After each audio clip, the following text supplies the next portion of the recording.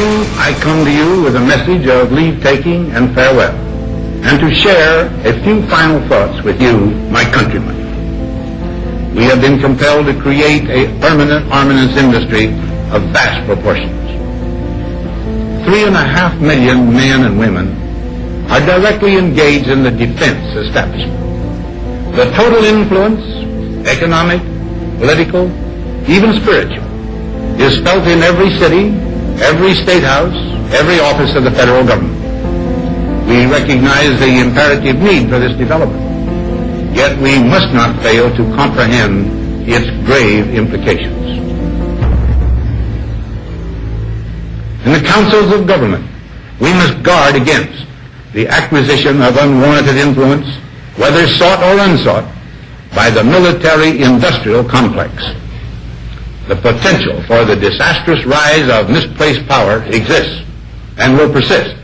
You have to realize this is one of the great presidents, great military leaders. On his way out the door, at the end of his second term, he says, by the way, watch out for the military-industrial complex. People know that he invented the phrase military-industrial complex, but very rarely do you see the whole thing and realize how utterly strident his warning was.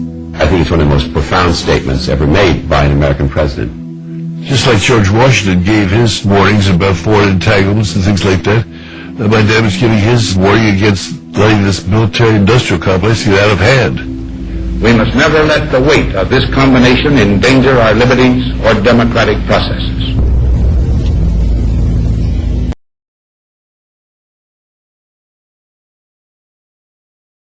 I want to thank Project Censored. I had read several volumes over the years and gotten a lot of great guests from our syndicated radio show and for what we do at Infowars.com and PrisonPlanet.com.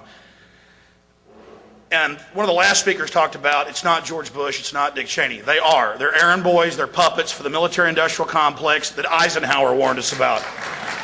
And let me tell you something. These people have said, Rand Corporation and others have said, the entire economy will be prisons, police in black ski masks, a Nazi Germany-like nightmare. It makes the hair on the back of my neck stand up to talk about it, to read what's in Patriot Act 1 and 2, to see what Homeland Security does, Victory Act 1 and 2. We have got to get the word out now.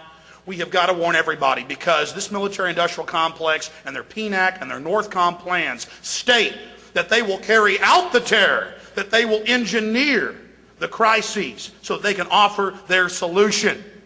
It's been done throughout history. The good news is that right in my hometown of Austin, Texas, we just threw out the Patriot Act. It's over 400 cities.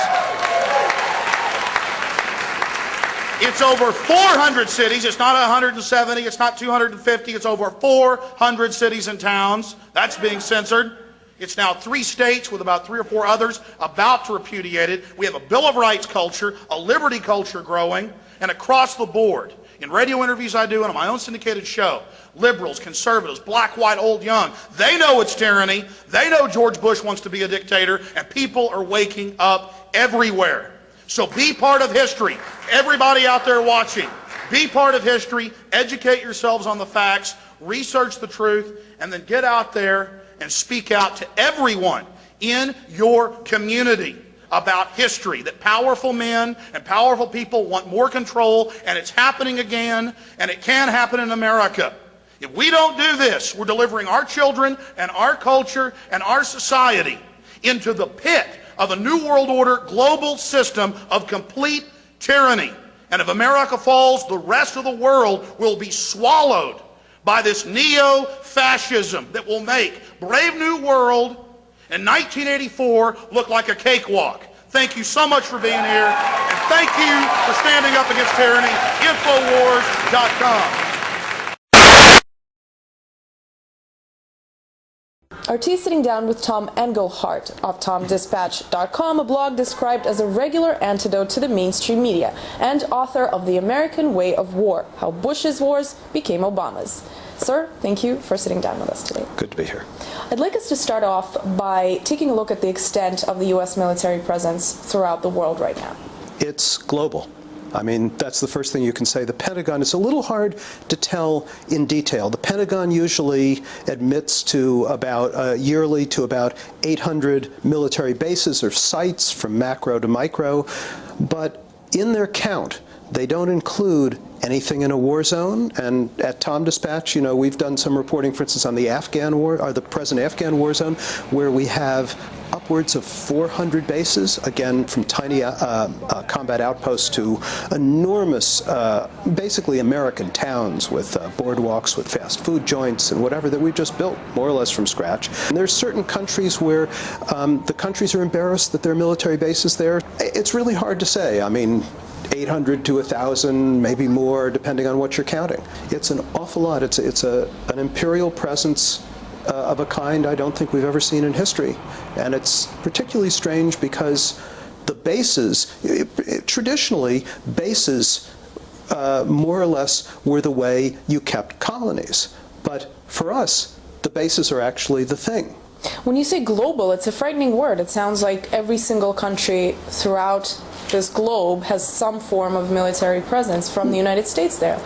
I can't swear that it probably isn't every single country, but a striking number of countries. I don't actually know the number right here, but I mean, if you think, if you take this another way and you think to yourself, the U.S. military now has a kind of secret military inside it, and those are the Special Operations Forces, which have been incredibly beefed up and taken over certain activities that once were more CIA-type activities in the Bush and now Obama period. Those Special Operations Forces, and there are 13,000 of them, according to the Washington Post, stationed outside the United States. They're stationed now in 75 countries. There are only 192 countries in the UN. I think that's the latest figure. So you're talking about somewhere upwards of 40% just for Special Operations Forces. It's a lot. It is a lot. Now, it's very interesting that to draw that dividing line between declared wars and undeclared wars, which you raise this point in your work often. Most Americans are aware of declared wars with Iraq, with Afghanistan over the last several years. Yes. What about the undeclared wars? How come nobody really talks about that? Wars, skirmishes, whatever.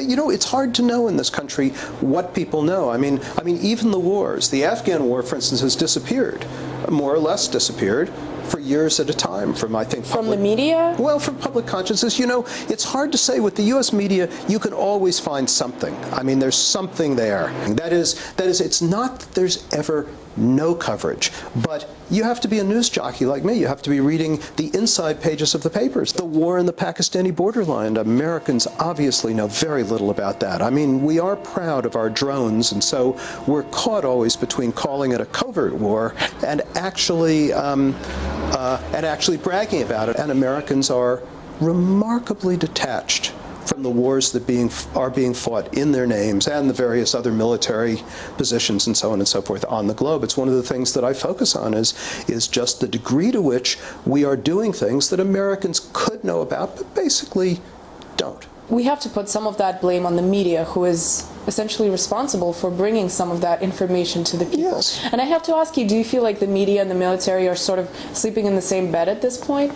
I think the military there's a history with the military of a post-Vietnam history of trying to put journalists in bed with it. When you are embedded with the military, there's an element of Stockholm Syndrome. There just has to be with it. And you tend to, if you're out with American troops in Afghanistan, you are in the end, I mean, your life is at stake, you are in the end going to identify with American troops.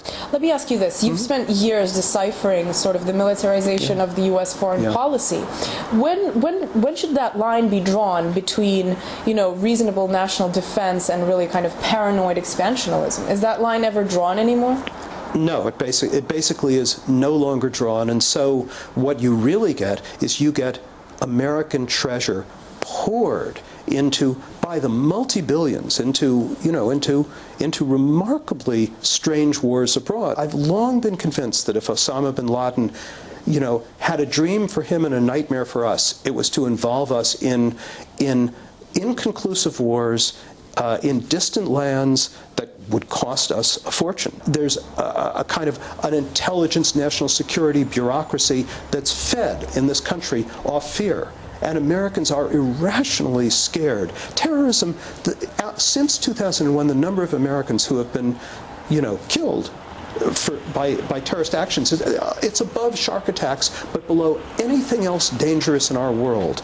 You know, and yet the fear level is so remarkably high, and everything is justified upon it. Those lines aren't drawn, and we don't think seriously about what our national interest is, and we're paying for it. Now, you've mentioned money, and apparently the Pentagon is going to be able to enjoy as much as $726 billion next year, or something along those lines. And I have to ask you, I mean, it might seem as sort of a naive question, but it has to be asked. Couldn't this money be put to better use, and especially now in this economy? Of course. You know, commanders in Afghanistan can walk into a village. They have a fund, so they can find an Afghan village elder if they want to do a hearts and minds sort of thing. They can see that the infrastructure is weak, that the canals are filled in or whatever. They can just pay money to people to start digging out those canals. You can't do that in the United States. We are a can't-do nation here. We can't build anything. We just decided not to build a tunnel between New Jersey and New York City, where I live, because it was too expensive. But we can spend billions building these bases very efficiently, and they're extraordinary in a way can-do acts. These huge bases in Afghanistan or Iraq or wherever else. I think it's quite startling, actually. And what about the cost of civilians on the ground, civilian lives? We have piled up many towers. In response to the towers that went down in 2003, we have piled up many towers of dead. They don't have memorials. Nobody thinks about them, I mean, except obviously their families and their countries. We don't know the numbers in Iraq or Afghanistan, but they are startling numbers. Not only has the idea of peace just gone, the idea really of diplomacy in the normal sense as opposed to a militarized kind of diplomacy, but the very idea of victory, the most basic thing to military culture, is gone. In one of your latest articles, you asked the question, how old will you be when the American war state goes down? And you often bring up this point of an eternal state of war. Is that essentially America's destiny, ending one war and starting another? I actually think not. This can only go on so long. All things, of course, must end. But in the American case, you know, we cannot simply continue fighting $2, $3, whatever it might be, trillion-dollar wars ad infinitum. This country simply can't afford it.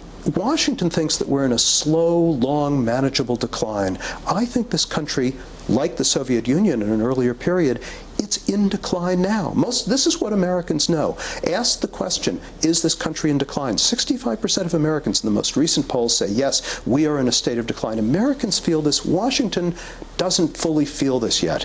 But that reality is going to shape this war world of ours. Will it continue to go on for the next couple of decades, or what kind of time limit? I don't know. I don't think it's a couple of decades, no. I mean, longer? Less? No, I think it's less. I think it's really significantly less. I think we are in a steeper decline than we realize. We won't be able to afford to eternally, it will be a necessity to lessen the American military on the military mission on the planet. Talking about these issues and U.S. wars and U.S. militarism, there are many authors out there here in the United States talking about it. How come this point does just not get across to Washington? Is it two different planets? I think Washington is in many ways remarkably sealed off from most fresh thinking. I think one of the startling things and disturbing things about the arrival of Barack Obama in foreign policy terms is the people he chose to put around him, you know. Obama picked James Jones as his national security advisor, a general, a retired Marine general who was a friend of John McCain's. We have the midterm elections coming up right now. Nothing's really going to change after that, right? It's going to be the same thing over and over again. So it will be worse. It will be worse because we know before the election happens, and without being there November 2nd, without even thinking about it, we know that whoever comes in, America will be a country that will be able to do less, and Congress will be able to do less. Less is going to happen for a while. I mean, less in the sense of anything new, any change, anything that would really set us on a different course. I think this is not going to be a happy moment. Not a very optimistic prediction. Tom Engelhardt, thank you very much for sitting down with us today. It's a pleasure.